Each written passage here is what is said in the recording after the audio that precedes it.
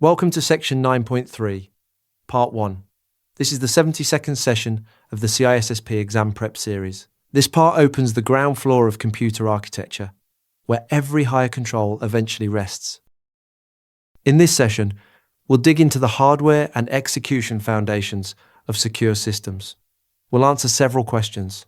Why does complexity weaken security? What is the processor, and what does it really do? How do systems do many things at once? How do protection rings insulate the operating system? And what states does a process pass through as it runs? Why does this matter beyond the exam? Because your strongest firewall means nothing if the machine beneath it is rotten.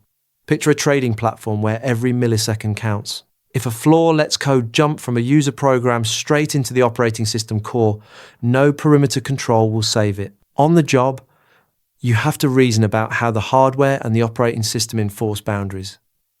That is where real, unbypassable security either lives or dies. So why does complexity weaken security? Because more moving parts means more places for flaws to hide. Every added component is another surface to secure and another spot where a vulnerability can slip in. As the count of weaknesses and threats climbs, the assurance the system offers drops. The simpler the design, the more confidence you can place in it. Think of a house with one door versus one with 50. Every extra door is one more lock to check and one more way in. What is the processor, and what does it really do? It is the nerve center that governs every major operation in the machine. It either performs or coordinates the calculations that let the system do its work. Here is the surprise. It only understands a small, fixed set of simple operations.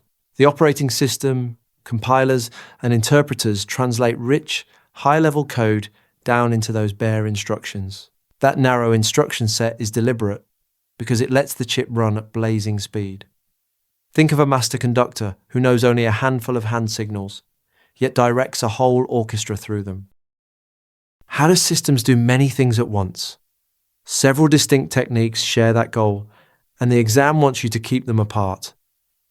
Let me lay out the full set, then take each in turn. There is multitasking, multicore, multiprocessing, multiprogramming, and multithreading. They all attack the problem of doing more than one thing, but they solve it in very different ways. Think of 5 different kitchen strategies for serving many diners at once. Same goal, very different mechanics. What is multitasking, and how does multicore differ? Multitasking means one system handling several tasks at once. On a single core, the operating system rapidly juggles tasks, so only one truly executes at any instant, like a juggler whose hand touches just one ball at a time.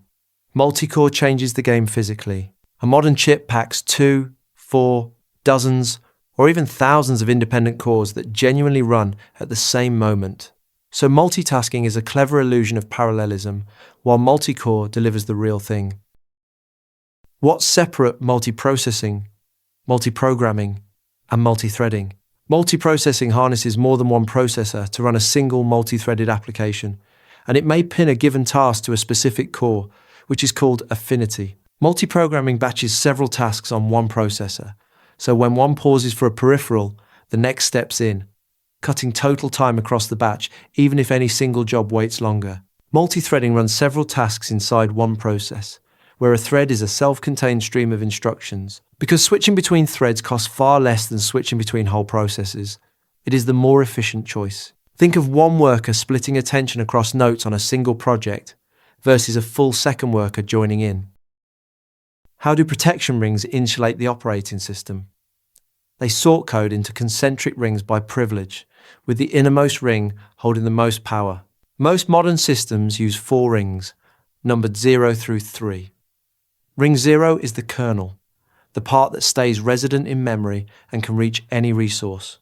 The next rings hold other operating system components, then drivers and utilities. User programs sit in the outermost ring with the least access.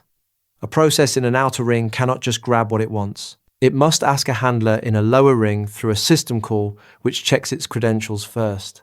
In practice, many systems collapse this into 2 divisions, a privileged kernel mode and a restricted user mode. Think of a secure building with nested clearance zones. To reach the vault at the center, You pass a guard who verifies you at every checkpoint. What states does a process pass through as it runs? A process moves through a defined life cycle, and the operating system schedules it by priority within a queue. Let me walk the states. In the ready state, it waits, prepared to run the moment a processor frees up. In the running state, also called the problem state, it executes on the processor until it finishes, its time slice expires, or it blocks. In the waiting state, it pauses for input or output to be serviced before continuing. The supervisory state kicks in when it needs elevated privileges for tasks like changing system configuration. And in the stop state, it has finished or been terminated, so the operating system reclaims its memory. Think of a customer moving through a bank, from the waiting bench to the teller window, sometimes pausing while paperwork is fetched, and finally leaving once served. So let's bring it together. Complexity is the enemy of assurance, so simpler designs earn more trust. The processor is the nerve center that runs a small, fast instruction set. Systems fake or achieve parallelism through multitasking, multicore, multiprocessing, multiprogramming, and multithreading, each with its own trade-offs. Protection rings sort code by privilege and force outer code to ask permission of the inner core. And a process cycles through ready, running, waiting, supervisory, and stopped as it lives out its turn on the processor. These foundations are where hardware-level security truly begins. The MCQs covering all the topics and concepts from this session are available on rucloud.com. Practice the chapter-specific MCQs before moving on to the next session.